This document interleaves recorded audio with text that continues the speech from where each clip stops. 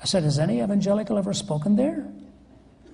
They said, 104 years ago, D.L. Moody. I said, oh, wow. If he spoke there, I could probably say, okay. So I said, two conditions. I get to pick the subject, I get to bring the music. So they said, what will your subject be? I said, the exclusivity and sufficiency of Jesus Christ. They said, we'd have to ask the head apostle on that one. But they said it. And they said, music? I said, I'd like to bring Michael Card with me.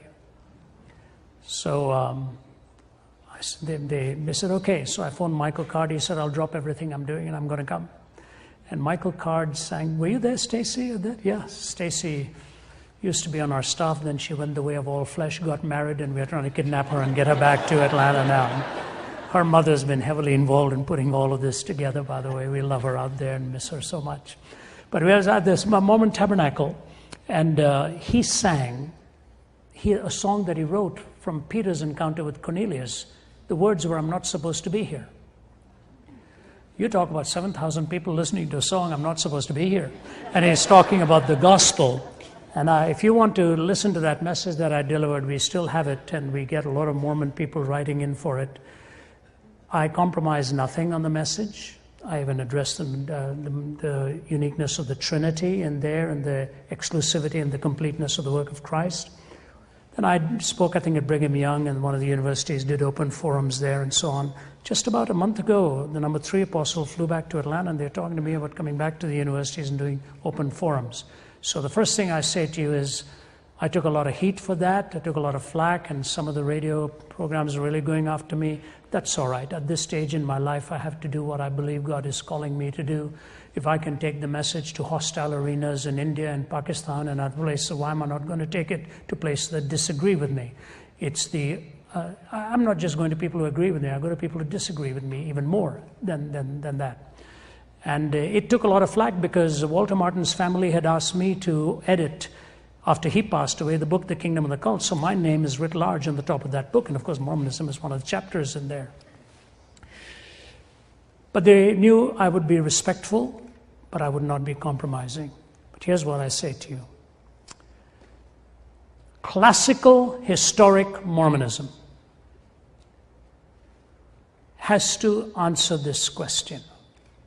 When the Christian uses the word cult, Christian, not generally speaking, when the Christian uses the word cult, a cult is generally defined as that which claims to be rooted in historic Christianity, but has deviated or abandoned the finished work of Christ or compromised on his person. That's the definition, okay? So in strict Christian terms, yes, Christ was not sufficient. Today, if you talk to an average Mormon around the table, he says, no, I follow Jesus Christ. And then you bring all the other doctrines that I've added on, and some of them get very uncomfortable with what it is, the Adam-God doctrine, the celestial marriage, the doctrine and the covenants, the pearl of great price, and all of these other additions that were brought in there. I think that it is critical we understand that Jesus said we are complete in him. And when you add or detract, you can give yourself whatever name you want, but you're impugning the completed work of Christ on the cross. Okay, so there are other titles that one can give to those faiths, but it is not historic Christianity at that point. Now, I think your question goes deeper, and I want to be very careful, and I may be hit out here badly.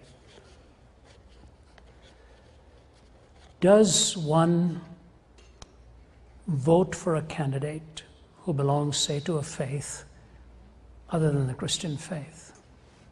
Everyone has to vote according to their conscience and what God is prompting them to do, because it's a very privileged role that we are given in this nation. My view of the philosophy of history and politics is this: when you're choosing between leaders, none of whom will give you the groundswell of the Christian faith on which their life is built, which may not guarantee that they may make the best leader either, But if that's not there, you have to go for a person who will help a nation provide the best moral soil on which the freedom to believe and disbelieve can actually function. It is on a moral soil that the freedom to believe actually works best and truth can ultimately triumph. If you have an immoral soil created, then the truth is evicted and you're not even given to the opportunity of voicing your ideas in the marketplace and in the public setting and in the arena.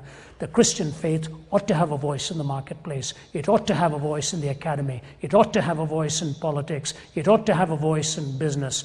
And any leader that will create the moral soil to make it possible for us to continue to proclaim that, that's the kind of leader we may have to ultimately work, no matter what tag they put on them on the outside.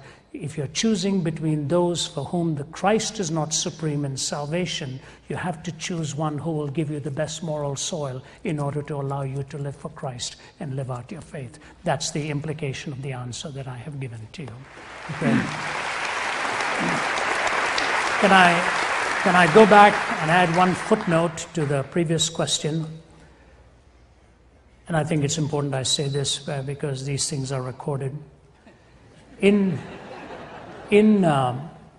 theological terms and Christian terms, what we define a cult is the way I have given it to you. A departure from the historic person and the work of Christ has been deemed cultic if it still lays claim to the historic work but has departed from it.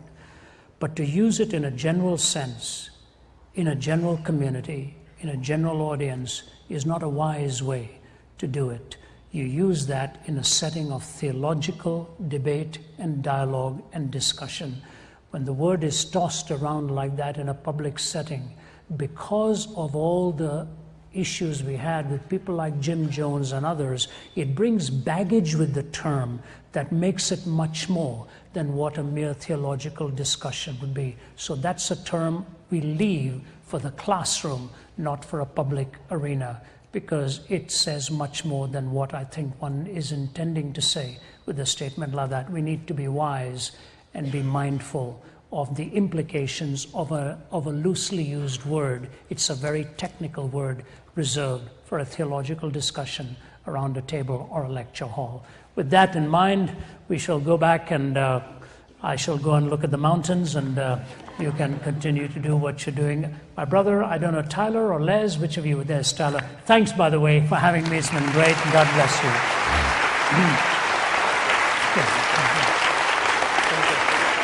I'm going to do some